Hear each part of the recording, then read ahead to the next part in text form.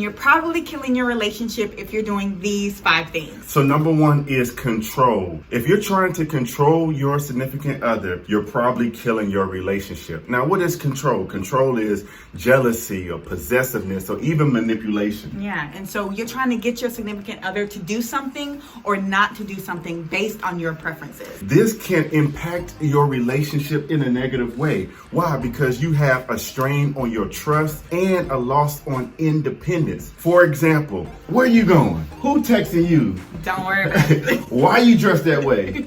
Like, this is control. This is manipulation. You can't control your significant other, but you can control yourself. So control those fears and those trust issues. The second one, confidence or the lack thereof. Yeah. If you don't have any confidence in your relationship, you're probably killing it because there's a lot of insecurity and that trust issues and fear that they will leave you based on your past. I remember when we first started talking and I was very intimidated by you and I tried to put myself down to push you away. And then I was like, I know my worth. I know my worth in Christ. Why am I doing this? I had to go to God and he had to expose different things from the past. And so if you're single, make sure you get the healing from any past trauma so you're not bringing that damage in and having lack of confidence, which can cause that control and manipulation. And so we need to have trust. We need to have confidence or your relationship is not going to last. So the third relationship killer is poor communication. This is a lack of communication and the wrong communication.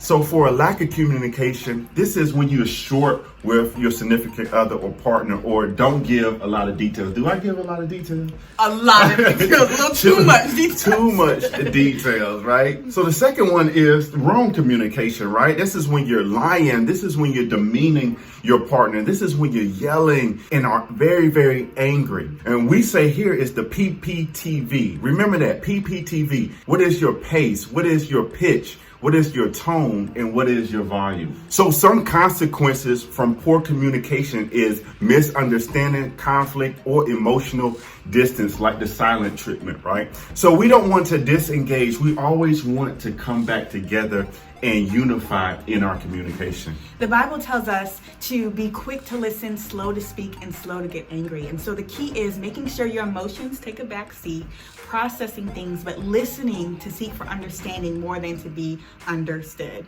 Because if someone's dominating in a relationship and communicating, not letting the other person speak, it's a relationship killer. So the fourth one is comparison. Now we live in a social media highlight reel, and so everyone is putting their best polished relationship self on the internet. And if we're not careful, we will start comparing ourselves, our relationship, or even our significant other. You know, the grass is greener on the other side complex, which is false. No, you have to water your own relationship. Get off social media. Stop comparing each other, even with yourself. And so we have to understand that there are 2 unique people in the relationship. So you're not going to be the same. You're not going to have the same likes and the same desires. And so also, since it comes up with 2 unique individuals, this relationship is not going to be like anybody else. And so don't compare. Don't compare date nights and holidays and all those things, the looks of each other. So we want to make sure that we have gratitude and contentment in the significant other that God has blessed us with. Stop comparing or your relationship will not last. So the fifth relationship killer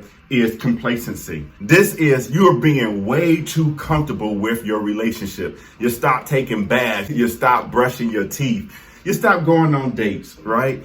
You have to water your own grass. You have to be intentional with your relationship. And one of the things that we talk about is having devotionals as family, not just romantic dates and things like that, but take care of your spiritual health in your house as well. So one of the things my dad used to say all the time is keep the fire burning. Keep the fire burning. Here's a question I have for you. How are you going to keep the fire burning in your relationship? Are you going to go out on dates? Are you going to have those fun times or play cards or just do something unique for your household? If you want your relationship to last, you have to put in the work. Thank you so much for watching. Please like, share, and subscribe. And if you want to enhance your relationship, check out this video. Again, my name is Damien Nash. And I'm Kenady Nash. And go out on a date. Bye. Bye.